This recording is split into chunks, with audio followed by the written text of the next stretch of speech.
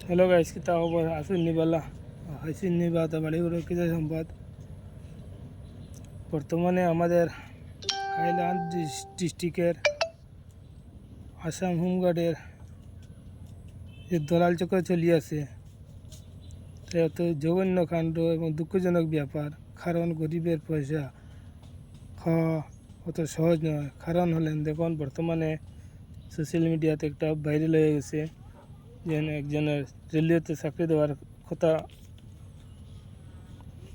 বলছে, তার কাছ থেকে 10,000 টাকা নেওয়া হয়েছে।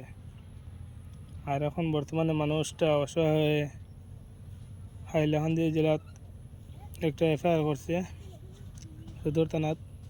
তবে এটা কিন্তু ভালো কাজ নয়।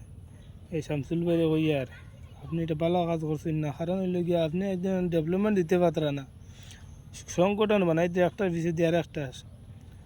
আর আপনি কিতা রেলের চাকরি দিলেন, তাই সপন আর দেখিও না। ওটা বাদ দেও, আর সংগঠন ওটা বাদ দেও, আর দলাল চক্র ওটা বাদ দেও, টাকা লুয়া বাদ দেও। ওটা বলা না, ওটা ঠিক না, টাকা লইয়ে না। আর বর্তমানে কেস করছে বেটা, বুঝলাম না, তোলার নাম বাবাজি, 10,000 লইয়া যাও গিলা বুঝেইবা।